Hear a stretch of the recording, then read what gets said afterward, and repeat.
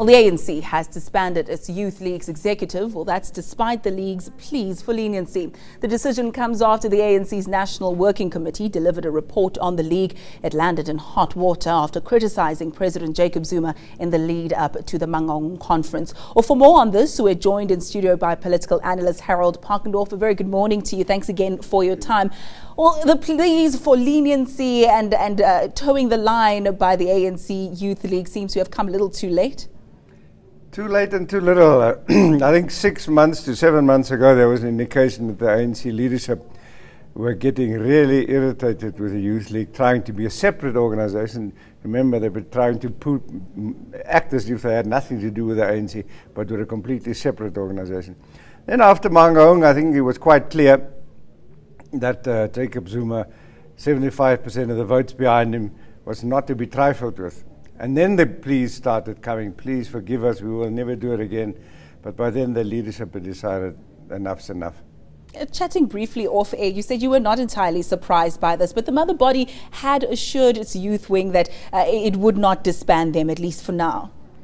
Well, going back even before the time that I was referring to, I was thinking of October, maybe August last year, there was talk that the ANC was so irritated they were going to not only dismantle, but change the Youth League into an ordinary desk, make it a youth desk as part of the overall organization.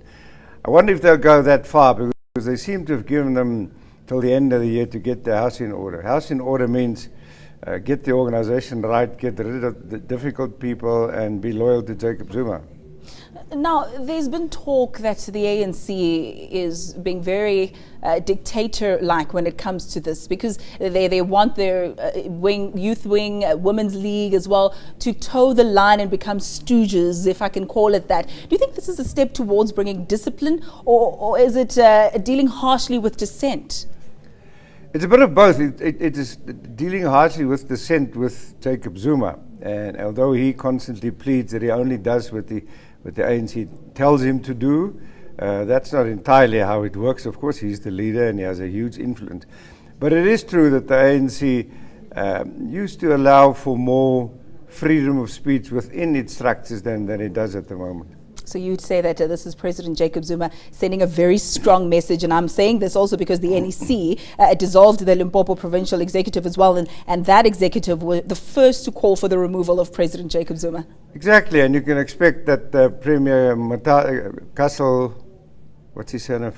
Yes. Yeah, he'll be axed too, and I think next in line will be Northwest, where there are very serious problems, and have been for years now. And they've even sent somebody in from head office to go and pull it right, but it doesn't come right. So I expect they'll be next. And what do you make of this? Do you think it's democracy at work? Well, it's not internal democracy in the ANC. Frankly, I think they should have acted much earlier. First of all, because of the mess in Limpopo, the administrative mess. Remember, I mean, their premier isn't really actually running the province, and hasn't been running the province since last August, when 5 departments were taken over by the central government, which is a separate issue, of course, from railing against Jacob Zuma, who's the president of the ANC. But in the Northwest, there's been infighting for years and years and years.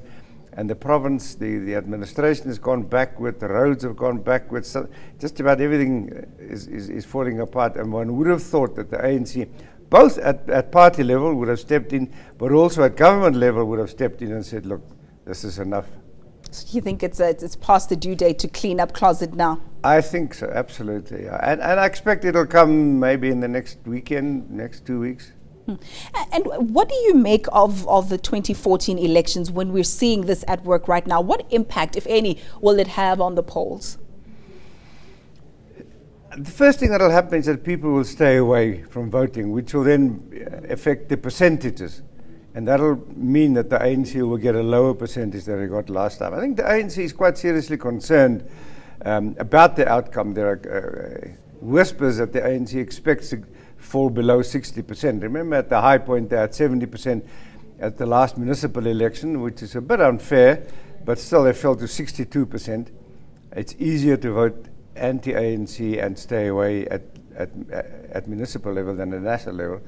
But still, there is talk that the ANC internally is bracing itself that and that it'll drop below 60%.